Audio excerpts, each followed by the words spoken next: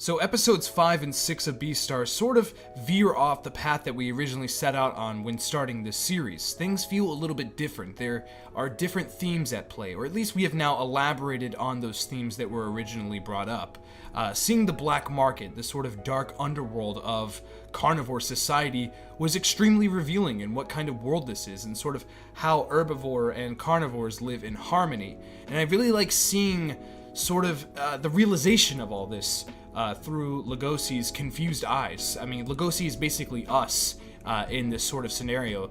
Seeing the homeless man selling his body, selling his fingers to be eaten is very, very startling and honestly, like, gross. It hurts you as a viewer. It hurts to see something like that. It hurts to see somebody put in that position. And Legosi seeing that, you see his anger, you see his confusion on why is this happening, and also just the sheer amount of grotesqueness to it all, the sheer amount of darkness to it all, I think is sort of shocking in regards to how the series has progressed. I sort of expected more, elaborating on sort of society and going outside of school. Going outside of Cherryton was something that I've wanted for since the beginning of the series. I've wanted to see more of what this world has in store for our characters, and we've seen it. We have finally seen it, and it's not good. It's kind of scary, and I like that. I like that there is sort of something outside of this safe haven that is the Cherryton Academy.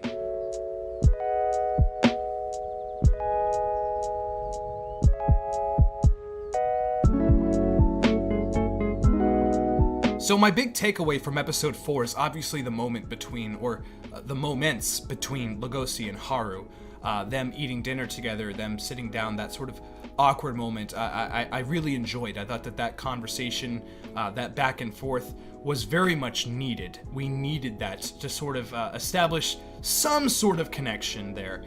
Even though it was kind of awkward and really weird for both of them. I sort of like seeing both of their inner monologues there, seeing each of them sort of reacting to every one of their moves. And also Haru, I think, has shined more so in these episodes than any others. I think that I sort of get a more so sense of her character, and I sort of like the reaction that she's having. She's kind of like twitching, and she wants to get up out of her chair because she's in front of a predator. She's in front of somebody that would normally kill her, or at least naturally, like in nature, like that is what is supposed to take her life. And her instincts are telling her, get off this chair and run, and she's fighting against them, and she wants to sort of be civil. She doesn't want to start that scene, and Legosi kind of understands that too. It's not right for a wolf to like ask her name and talk to her in that kind of manner. And I like that was well directed. I like that was shown to us as audience. I like that there's sort of an understanding, at least. I think that each of these episodes from the very beginning have sort of set out this very well sort of understood world. Like, this is what we're doing. These are how these characters should act. And seeing, again, the black market really sort of solidifies all those little aspects. Like, these are why these characters act this way, because there is this darker side to it all. Like, you think that Bill, having the blood, you think that that's bad. Like, see what's going on here. And that's insane. It truly is. Seeing the panda bear, I don't think his name was ever mentioned. The panda bear, all the pictures that he had on his wall, people like self-mutilating, like that is scary. That is scary stuff. And even as, of me, I wasn't expecting something like that. I wasn't expecting the series to go sort of that direction, to have characters sort of dealing with it in a way that's it's addiction. It's basically addiction, and some of the signs and some of the proof of all that, the proof of those struggles is quite disturbing. And I really, really like it. I think it fits well in this world, and it's just sort of really exciting. These last couple of episodes have sort of opened the gates of sort of opportunities that the series can now go to. Like, there's lots of different directions the series can now go to because of sort of what happened in episode 5. I think my favorite part of the episode itself was, of course, the moment where Legosi is sort of entranced by the fingers. He wants to eat them. He wants to eat those fingers, but he's not going to. He's fighting back with everything that he has. The way he sort of pushes Bill off, like, what are you doing? I love his fur sort of moving about his body when he gets angry. Like, I think that is just fantastic. Really great work from Orange there. And sort of his downward descent, him running through the market and having all the meat go by, and then having that in the background of all that madness, having his conversation, with Haru, back when he was, fixing her shoe or whatever, that, I think that Orange has found a really good way, and I don't know if this is being fully adapted. I don't know if that was inserted in the manga. I'm not 100% sure yet. But the way that was inserted here worked extremely well, because, episode 4 ended there, and then we don't really know what happens until that black market scene, until we see Legosi in trouble. And then we bring back those scenes, and then we show what happens there, and then it flows really well. It's kind of hard to get from that conversation to this black market, but it's easy to get to that conversation from the black market. It's fantastic writing. It honestly is, and I'm not 100% sure, again, if that's straight from the manga or if that's something that Orange had to do because of time constraints, because of, they're moving very fast. And that's something that I want to bring up too in this video, is it's moving really fast. There was a point in the 4th episode where, I started noticing, hey, we're moving. There's plot revelations every episode, big things are happening. And then episode 5 really hit me. I was like, okay, I'm starting to see it now. I'm starting to see that, there should be other stuff here. There should be, I feel like we're actually skipping some things. Now, I don't know how important those things are. I don't know how important those things are to the flow of the story, but things are definitely moving at a very fast pace. It's not a hindrance yet. It's not bothering me, really. I think that the direction is good enough where, it's working so far, as is with, other series like Banana Fish. Banana Fish is an example I use because it's a series that I reviewed basically the entirety of. And, that series started to get really fast really quickly, and it started piling up and things started getting really messy, and with this series so far we're so good. I'm a little still nervous, still kind of holding my breath on that, because I'm starting to see where things can get a little messy, and I just hope that Studio Orange knows what they're doing. I hope they can continue to deliver. So something I definitely need to comment on is the revelation that Louis is sleeping with Haru. And this is really, really interesting. It kind of happens really quick. We see that scene, and it's not really brought up anymore. We don't really see any more on that regarding Louis or Haru. And I'm really curious. I'm curious to see if Haru means anything to Louis, if he's just doing this to kind of let off steam, or if he actually might have feelings for her, or maybe Haru is just, I don't know. Everything's, of course, hush-hush. This is something that Louis wants to hide. He's not gonna, tell his entourage, his people that, oh, I'm with Haru, this girl that everyone hates. I get that there's that sort of reputation there that he can't spoil, but I'm curious, what his mindset is when being with Haru, and if that's important to him, or if it's just what it is. And then Haru, it's a heartbreaking scene, because a little after that, or actually a little before that, we start realizing, we realized in the episode before that Legosi has feelings for Haru. There are feelings there. He likes her, and it kind of hurts seeing her with someone else. I'm not gonna lie, I'm shipping them. You want them to kind of work together. And of course, the black market stuff, I feel like the black market stuff really just sort of encapsulates everything else that's going around the series right now.